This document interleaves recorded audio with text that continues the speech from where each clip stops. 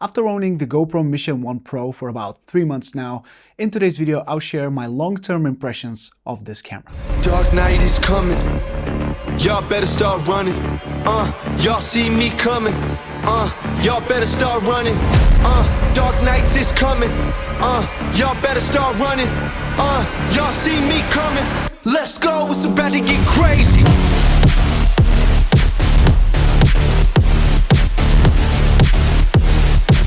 Let's go, it's about to get crazy.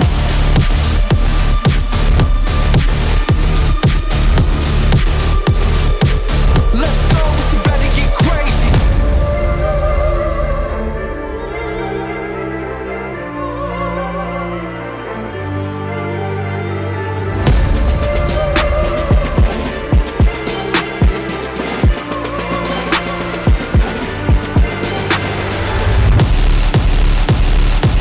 Let's go, it's about to get crazy.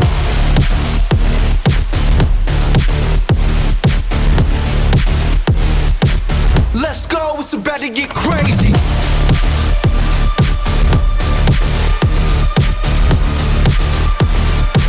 Let's go, it's about to get crazy. So today's video will be my long-term impressions of this camera, but based on the FPV performance of this camera. I have to be frank, I have been using this camera strictly for FPV and for nothing else besides some of the ground shots that you saw during the intro that were filmed on the GoPro. For anything else, I have other cameras that I use, so this is strictly an FPV perspective for the GoPro Mission 1 Pro. So if you're a fan of FPV, hopefully this video will help you out. First things first, we need to talk about the resolution and the camera quality, the frame rates, and all of that good stuff that GoPro Mission 1 Pro brings to the table. I have to be frank, I had huge expectations when I ordered this camera after seeing all the different trailers and leaks and some footage with it. I was really impressed and I had very high expectations for a GoPro. Now keep in mind, I've owned all the GoPros since the GoPro Hero 6 Black until the 13 Black, so I've had my fair share of impressions of GoPro. Then I completely ditched them in favor of DJI cameras with the Action 5 Pro, for example. And at one point I decided it's time to go back to GoPro for FPV because I really missed the stabilization. That was the #1 thing that I couldn't let go of. Real Steady Pro or Hyper Smooth Pro or whatever it's called now is the one thing that keeps me going back to GoPro because of how smooth it is and how predictable it is in a good way. So one of those things that I had trouble with in the past with other cameras is how inconsistent the stabilization is, and it just randomly jitters and completely ruins the mood of the shot when it's not as smooth as you expect. So for probably one of the only reasons why I ditched other cameras in favor of GoPro is stabilization. Now of course 8K and GP Lock 2 and bigger sensor and everything else is another big plus when it comes to the GoPro Mission 1 Pro, and it was another incentive for me to upgrade to this camera, even though it's a very expensive camera in my opinion for strictly for FPV usage, and especially in my case where I don't really shoot client videos as much as before, so it's just for fun mostly. So it is a nice compromise between high price but also great features that you are getting on this camera. Now one thing I have to say is that 8K 30 frames per second is absolutely amazing to look at, and unfortunately many of you won't be able to see what I mean because YouTube compression is very hard on GoPro footage, so it's very, and I mean very different from what I see when I'm editing and what you guys see even when watching the video in full 4K quality on YouTube. It's not the same. So one thing I see when I'm editing and I'm just drooling over, and then when I watch the video, when I post it on YouTube, it doesn't look like that anymore. So unfortunately, that is kind of like an issue with compression and with codecs and with YouTube mostly that I'm not a big fan of, but I have to say the footage is phenomenal out of this camera. It's definitely the best action camera that I've used in terms of footage, in terms of how the lighting is being incorporated and treated by the algorithm of the camera that treats the image and the processing. It's just a pleasure to look at, especially when color grading. Now, talking about color grading, GP Log 2 is everything that I was hoping for. It's a phenomenal codec and color profile to use because it allows you so much flexibility, and I'm not going to get tired of repeating that. This is the only color profile you should use if you're using a camera like this, especially for FPV purposes. One thing that is huge on this camera that I haven't experienced before is the inclusion of this new way of adjusting shutter speed and also ISO, but mostly the shutter speed, which is where we as pilots have problems most of the time, because when we are shooting in scenarios where the lighting conditions are constantly changing, for example, in the intro you saw with the ATV quad footage, this was shot in a matter of 1 hour or 2 hours, maybe less than 2 hours, but it was a constant change of lighting, and I mean it constantly. So one time for 5 minutes it's sunny as hell, so you need a stronger filter like ND32 or even ND64, and 5 minutes you get some really dark clouds that are passing by, so you need to adjust and put an ND16 for example, and adjust everything pretty much. So with this camera, here's what I did. I used an ND32 for most of the time, but most of the time I used auto shutter, which never worked that well on any other cameras before. But here we have a one option that is super cool, and that is called motion blur. So you have the choice between max blur reduction, which we don't want because we want to have a lot of motion blur. We have adaptive, which automatically adjusts to low light based on the camera motion, cinematic low, cinematic medium, and cinematic high. So cinematic medium was what I used for the majority of the time because I put an ND filter, I set my shutter to auto, and I told the camera that I want to have a cinematic amount of motion blur, but keep that to a medium. We don't want to have a super blurry image because sometimes that blur becomes your enemy because the image looks a little bit shaky, and you know, too much blur is not a good idea.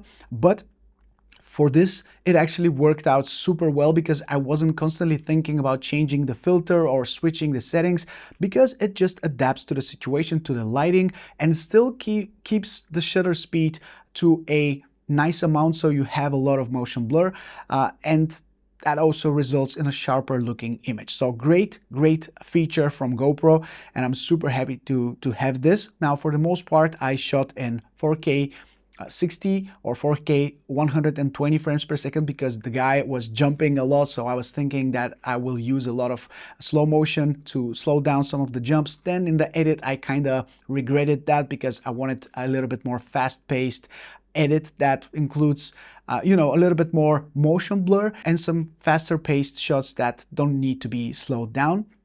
But for the majority of the time, I've been shooting in 8K 30 frames per second or 4K 60 frames per second, really depending on the scenario. And that gives me great image to work with. So one thing I have to say about the quality is that it's superb. Now, when it comes to usability, first of all, I hate the fact that this does not have an inbuilt storage, because all of my cameras that I use now have inbuilt storage, and sometimes I forget my SD card, or you know, it's a pain in the ass to always think about SD cards. Another thing that is a big usability, I would say, negative, is the fact that you need to remove the SD card and physically put it into an SD card reader or your computer or whatever else, because when you put an USB-C cable to the camera directly here on the side, it doesn't connect like an external memory to your computer. So that's extremely annoying, and I keep doing that, and I wonder why my camera doesn't pop up on the sidebar so I can access the files. And that's annoying as hell because I'm going through a lot of cameras, a lot of different types of footage, and I just want to transfer it as quickly as possible. So that's one more step that you need to take. If you shoot a lot, that takes up time and it's annoying. But In terms of usability, another thing to keep it a little bit more positive is the fact that you can enable your camera parameters to be shown on the display, which is a big positive thing. So wherever you point the camera, you will see the current settings that the camera is using, like the EV, the ISO, the shutter speed, and the white balance. Those four values, those four values are extremely handy to have on top of your screen, so you can quickly see them and decide whether you need to put in another ND filter or you need to change the settings. And that makes a lot of sense and helps a lot, especially for FPV. The front screen I don't use at all, maybe besides just seeing if I'm shooting or not when I put the GoPro on a quad. Talking about quads, this is the drone that I've been using the most with this GoPro. It's a 5-inch, it's an Nazgul Evoque V3, I believe, with the 04 Air Unit Pro. It flies like an absolute beast with the GoPro. It doesn't feel heavy at all, and I've had this question a lot. Doesn't it feel heavy when flying? No, it doesn't. It flies perfectly fine. It's not a problem to use it on a 5-inch drone. Even you can use it on smaller drones if you want, but for 5-inch drones with powerful motors on a 6S, you have no issues whatsoever. And of course, if you put it on a larger drone, it's even easier. Now, a big factor why this feels so nice to fly on a 5-inch drones are my batteries. These are 6S batteries from Turnigy, the Apex series, and I have a 180C 1500 milliamp hour batteries and 1300 milliamp hour batteries here that I have been using for the past couple of months since I've been flying the GoPro on this drone. I have to say, these are some great batteries. There are new types of packs that are packing a lot of power into them with a lot of punch. And with 180C, this thing is flying amazingly well, especially when you push it a lot for faster speed flying with a lot of maneuvers, with a lot of sudden changes of the direction. So these are highly recommended. If you want to check these out, I'll link them down in the description. In terms of flight time, it really depends, but I've been getting around 5 minutes of battery life with the 1500 milliamp hour batteries and about 3 to 4 minutes on the 1300 milliamp hour batteries with a heavy punches and a lot of fast speed flying. So I'm very happy with these batteries. I've been using them a lot and pushing them a lot lately. So I'm quite happy with those. They also look great, by the way, with full black batteries. You cannot go wrong with them if you want to have a nice looking quad. Of course, that is not a big deal for many people, but it makes a difference when you pull this out and you have a nice looking quad. For the most part, I have to say the GoPro Mission 1 Pro has been fantastic for me. I had a few freezes and hiccups and bugs every now and then, which unfortunately could be expected from a GoPro. I've had that for pretty much every single GoPro that I've had, so this is not like something new. Unfortunately, it's still going on. It's still buggy. Sometimes, not too much, but sometimes it can do a little bit of a bad impression to you when you are expecting it to work and it suddenly freezes and you need to restart it and remove the battery to make it work again. So that's a little bit annoying, but it could be expected. If you're a long-term GoPro user, you know this is part of the game. All in all, would I recommend this for FPV? Absolutely yes. This is probably the best camera you can go with for FPV right now. This is a fantastic camera. If you can kind of live with some of the bugs, you will be happy with it. And especially if you know how to color grade, you will be golden, because this camera gives you so many ways to go around your footage and make it like crazy good looking.